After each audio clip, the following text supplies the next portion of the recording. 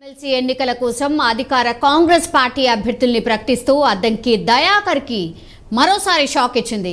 MLC నామినేషన్ల గడువుకు ఒక రోజు ముందు అద్దంకి దయాకర్ను పక్కన పెట్టేసి మహేష్ కుమార్ గౌడ్కు కాంగ్రెస్ హైకమాండ్ అవకాశం అయితే కల్పించింది. మహేష్ కుమార్ గౌడ్తో పాటు బల్మూరి వెంకట్ పేర్లను AICC general secretary KC Venugopal ప్రకటించారు. ఈ నెల 29న ఎమ్మెల్యే కోట ఎమ్మెల్సీ ఎన్నికలు జరగబోతున్నాయి. ఈ మేరకు కాంగ్రెస్ ముఖ్య నేతలు ఇద్దరు అభ్యర్థులకు ఫోన్ చేసి సమాచారం అందించారు.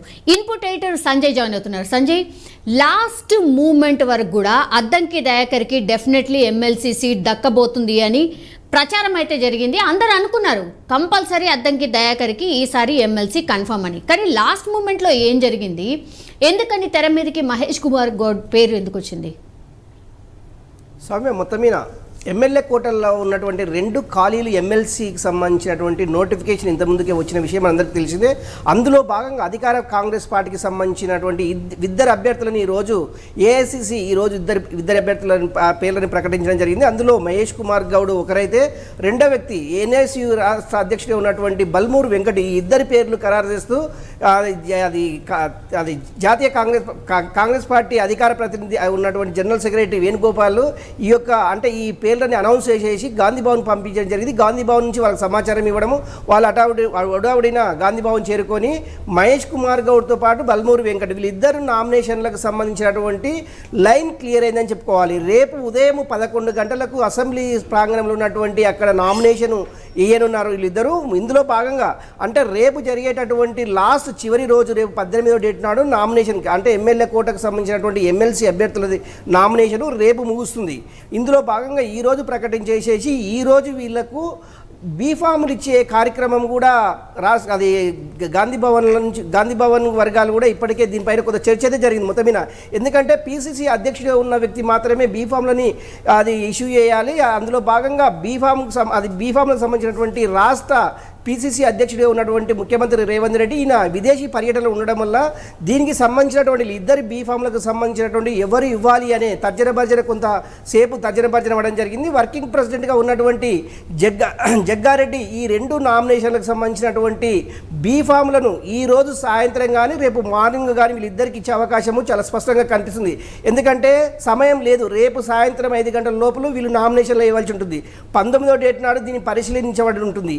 అందులో దీనికి సంబంధించినటువంటి ఇప్పటికీ 25 మంది ఎమ్మెల్యేలు ఒక్కొక్క క్యాండిడేట్కు వాళ్ళ సంతకాలు పెట్టేసేసి, అంటే మహేష్ కుమార్ గౌడ్కు ఒక 25 మంది, బల్మూరు వెంకట్కు సంబంధించినటువంటి 25 మంది సంతకాలతో కూడినటువంటి పేపర్స్ను కూడా గాంధీ భవన్కు అందజేయడం జరిగింది. గాంధీ భవన్కు సంబంధించినటువంటి అంటే కొంతమంది సీనియర్ నాయకులు కూడా ఈ యొక్క దీనికి సంబంధించినటువంటి అంటే ఈ పేర్లు ఎవరెవరికి ఇవ్వాలి, అది ఓటు వేయాలి ఎమ్మెల్యేలు అనే దాని మీద కూడా దీనిపైన కూడా కొంత చర్చ జరిగింది. సుమారు నిన్నటి నుంచి ఈ తతంగం మొత్తం సాగుతుంది. ఓన్లీ పేర్ల యొక్క అంటే ఎవరిని అది కేంద్ర అధినాయకత్వం ఎవరిని ప్రకటిస్తుంది, అంటే ఎవరి పేర్లను ప్రకటిస్తుంది, ఆ పేర్లు మాత్రమే పెండింగ్లో పెట్టి దీనికి సంబంధించినటువంటి 2 ఎమ్మెల్సీలకు సంబంధించినటువంటి పూర్తి వర్క్ను గాంధీ భవన్ వర్గాలు ఇప్పటికే పూర్తి కంప్లీట్ చేసిందని చెప్పుకోవచ్చు. అందులో భాగంగా అంటే నామినేషన్ పత్రాలు కూడా రెడీ అయినాయి. నామినేషన్ పత్రాలకు సంబంధించినటువంటిది కూడా దీనిపైన అంటే లీగల్ అడ్వైజర్ ఉన్నటువంటి కొంతమందితో సంప్రదించడం కూడా జరిగిందని చెప్పుకోవచ్చు. ఒకటి అంటే ఇదంతా ఒక ఎత్తు అయితే, మొన్నటి వరకు ఉన్నటువంటి అద్దంకి దయాకర్ పేరు ఏదైతే ఉందో, మొన్నటి వరకు చెప్పుకున్నటువంటి అద్దంకి దయాకర్ పేరు ఎమ్మెల్సీ స్థానాల్లో అద్దంకి దయాకరు బల్మూరు వెంకట పేరే బలంగా వినిపించాయి. కాకపోతే ఇక్కడ ఏంటంటే సామాజిక వర్గానికి సంబంధించినటువంటి బీసీ అంటే మన జరిగినటువంటి ఎమ్మెల్యే క్యాండిడేట్లో కూడా బీసీ వర్గానికి చాలా తక్కువ సీట్లు ఇచ్చాము, అందులో భాగంగానే బీసీలకు కొద్ది అవకాశం కల్పించాలనే ఉద్దేశంతో ఇద్దరు బీసీ వర్గానికి సంబంధించినటువంటి వ్యక్తులు కనుక వీళ్ళిద్దరికి ఇవ్వడం జరిగింది. సౌమ్య, కానీ తుంగతుర్తి నుంచి టికెట్ ఆశించారు, మనందరికీ తెలుసు. స్వల్ప మెజార్టీతోనే ఆయన ఓడిపోయిన పరిస్థితి ఉంది అద్దంకి దయాకర్. సో అప్పుడు కాంప్రమైజ్ అయ్యారు, తుంగతుర్తి టికెట్ వదులుకున్నారు. ఆయనకు అధిష్టానం ఏదో ప్రామిస్ చేసింది, మంచి పదవి ఇవ్వబోతోంది అద్దంకి దయాకర్ కని ఒక ప్రామిస్ అయితే జరిగింది. కానీ ఎమ్మెల్సీ ఎప్పుడైతే 2 సీట్లు కన్ఫామ్గా కాంగ్రెస్ పార్టీ గెలవబోతుంది అనుకున్న తర్వాత మాత్రం కన్ఫామ్గా అద్దంకి దయాకర్ పేరు ఉంటుంది, ఇంకొకరు ఎవరన్న చర్చ జరిగింది. ఇప్పుడు పూర్తిగా అద్దంకి దయాకర్ పక్కకి వెళ్ళిపోయారు. మహేష్ కుమార్ గౌడ్ అండ్ బల్మురి వెంకట్ పేర్లు వినిపిస్తున్నాయి. అండ్ కన్ఫామ్ కూడా చేసేశారు. అసలు ఏం జరిగింది ఇందులో, రాజకీయం ఏంటి సంజయ్?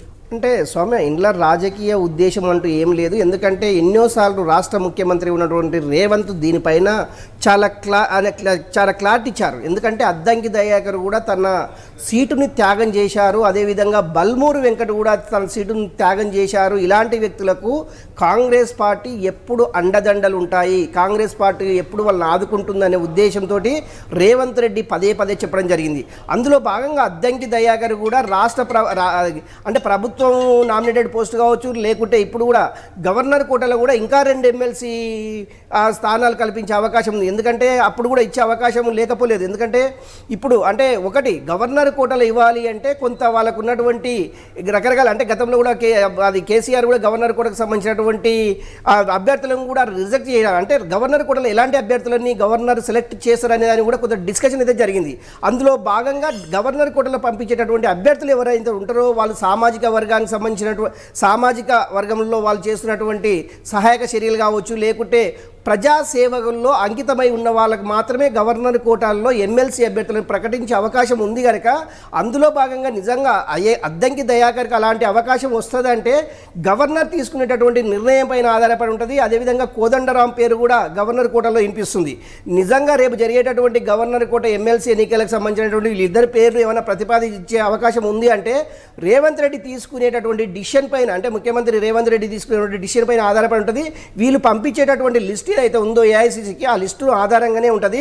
ఒకటి వీళ్ళిద్దరిని ప్రకటించడం వెనుక కూడా చాలా కొంత తర్జన భర్జన పడడం జరిగింది. ఎందుకంటే ఎన్ఐసి అధ్యక్షుడు ఉన్నటువంటి బల్మూరి వెంకట్, అదేవిధంగా హుజురాబాద్ నుంచి బై ఎలక్షన్లో కూడా ఓడిపోవడము, ఆయన హుజురాబాద్ నుంచి 2 సార్లు టికెట్ ఆశించి భంగపడడము విషయం మనందరికీ తెలిసిందే. అందులో భాగంగానే మహేష్ కుమార్ గౌడ్ కూడా చాలా కాలం నుంచి కాంగ్రెస్ పార్టీని అంటుపెట్టుకొని కాంగ్రెస్ పార్టీకి సంబంధించినటువంటి అంశాలను అన్నింటినీ, కాంగ్రెస్ సంబంధించినటువంటి మంచి చెడులను, ఇలాంటి వ్యక్తులని చూజ్ చేసుకోవాలి, కాంగ్రెస్ పార్టీ కోసం పనిచేసే వాళ్ళని మనము అవకాశం కల్పించాలనే ఉద్దేశంతో కాంగ్రెస్ జాతీయ నాయకత్వం వీళ్ళిద్దరి వైపు మొగ్గు చూపుతుందని చెప్పుకోవాలి. సో మొత్తం మీద ఎవరికైనా కూడా అద్దంకి దయాకర ఇంకొకరు ఎవరైనా సరే కానీ కాంగ్రెస్ పార్టీకి సంబంధించిన వ్యక్తులు ఎవరైనా సరే, కాంగ్రెస్ పార్టీ కోసం పనిచేసే వ్యక్తులు ఎవరైనా సరే కాంగ్రెస్ పార్టీ పూర్తి అండదండలు ఉంటాయి, కాంగ్రెస్ పార్టీ యొక్క సహాయ సహకారాలు అందరికీ ఉంటాయి అనే ఉద్దేశం అయితే ఇప్పటికే ముఖ్యమంత్రి రేవంత్ రెడ్డి, పిసిసి అధ్యక్షుడి హోదాలో ఉన్నటువంటి రేవంత్ రెడ్డి స్పష్టమైన ఆదేశాలు జారీ చేయడం. నిజంగా కూడా ఇప్పుడు జరిగినటువంటి ఈ యొక్క ఎమ్మెల్సీ ఇద్దరికి కాకపోవచ్చు, రేపు పొద్దుగాల ఉన్నటువంటి నామినేటెడ్ పోస్టులు కావచ్చు, గవర్నర్ కోట కావచ్చు, రకరకాల అధికారంలో ఉన్న పార్టీ కనుక రకరకాల అవకాశాలు అందిపుచ్చుకోవచ్చు. అందులో భాగంగానే ఎవరైతే పదవులు రాలేదని భంగపడకుండా, పదవులు రాలేదని నిరాశపడకుండా వచ్చేటటువంటి వాటిని వాళ్ళకు అన్ని అవకాశాలు కల్పిస్తామనేసి ఇప్పటికే కాంగ్రెస్ వర్గాలు, గాంధీ భవన్ వర్గాలు అయితే చెబుతున్నది సౌమ్య. ఎస్ ఆల్రెడీ సంజయ్, మొత్తం మీద అది తెలంగాణలో ఎమ్మెల్యే కోట, ఎమ్మెల్సీ ఎన్నికల కోసం అయితే అధికార కాంగ్రెస్ పార్టీ అభ్యర్థులను అయితే ప్రకటిస్తూ అద్దంకి దయాకర్కు మరోసారి షాక్ ఇచ్చింది. ఎమ్మెల్సీ నామినేషన్ల గడువుకు ఒకరోజు ముందు అద్దంకి దయాకర్ను పక్కన పెట్టేసి మహేష్ కుమార్ గౌడ్కు కాంగ్రెస్ హైకమాండ్ అవకాశం ఇచ్చింది. మహేష్ కుమార్ గౌడ్తో పాటు బల్మురి వెంకట్ పేర్లను AICC general secretary KC Venugopal ప్రకటించేశారు. ఈ నెల 29న ఎమ్మెల్యే కోట, ఎమ్మెల్సీ ఎన్నికలు జరగబోతున్నాయి. ఈ మేరకైతే కాంగ్రెస్